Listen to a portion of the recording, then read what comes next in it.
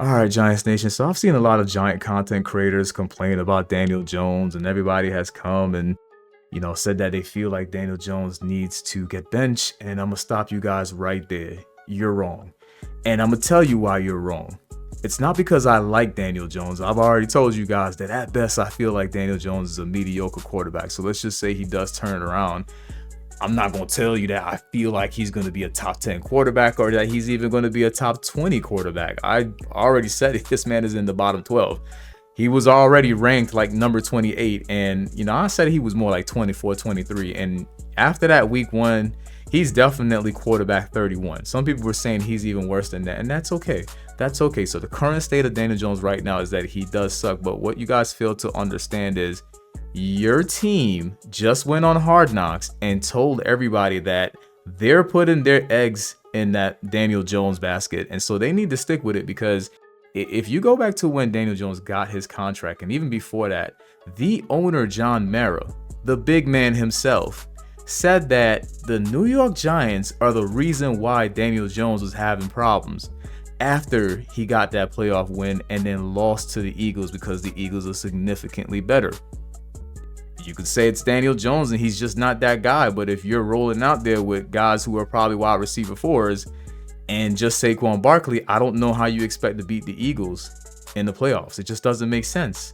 So a lot of people, this got reposted in the group and they got upset because it says from 2 years ago. Man, shut the fuck up. This man is still thinking the same thing about Daniel Jones. This man is still thinking that, there's a good player somewhere in there. And if you're a Giants fan who doesn't like Daniel Jones, I don't know why you would want him benched if John Mara still has faith in him. You would want him to continue to play.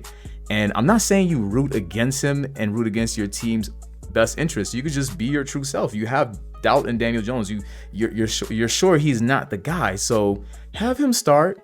The Giants ain't got nothing to lose. The Giants are not going to the playoffs, guys. You're not going to the playoffs with Tommy DeVito. I don't know what some of you crackheads think Tommy DeVito is. Tommy DeVito played with Saquon Barkley and Andrew Thomas last year.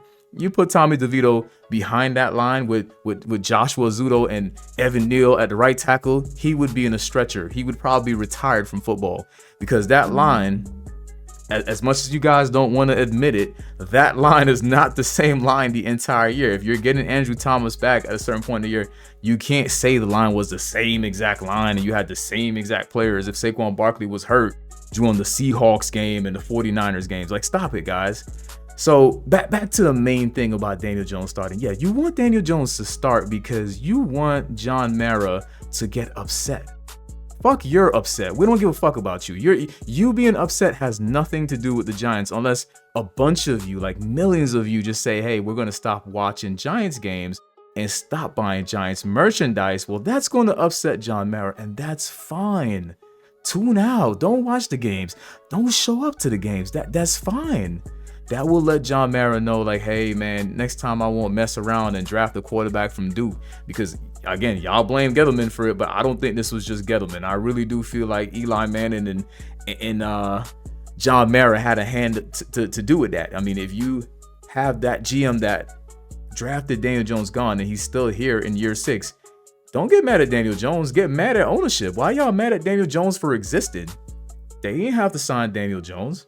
They didn't have to draft Daniel Jones. They did it. So it's about time you guys get angry at ownership and stop blaming the guy for breathing air. All he did was breathe air, be 6'5" and look like Eli Manning and no Eli Manning. And he got drafted to the New York Giants and we retained him. When are y'all gonna wise up? John Mara said what he said 2 years ago, but then Joe goes on Hard Knocks and says that Patrick Mahomes wouldn't survive behind that line that he had with Josh Zudo and Evan Neal. And y'all don't think that didn't come from John Mara? Giants fans, y'all are as slow as it comes. I get it. Kudos to you. You figured out that Daniel Jones wasn't a good quarterback early. Oh, that's so nice. But how comes you still haven't figured out that your owner is not good? And that your owner is influencing decisions? And then I'm going to make y'all even so sick, and I'm going to keep saying this. The Giants, once we found out we couldn't get that deal done with Saquon Barkley and we had to sign Daniel Jones, they should have just punted on the whole season last year. If your idea is that we need a new quarterback, they should have just punted on the season. They should have just traded Saquon Barkley before Daniel Jones came back against the Raiders and just Run with Matt Breida. You can't win games with Matt Breida. You can't.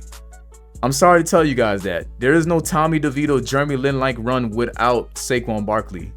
And it's the same thing for Tyrod Taylor. You can think that Tyrod Taylor and Tommy DeVito are much better quarterbacks, but how good would they look if you had, let's say, no Andrew Thomas and no Saquon Barkley out there?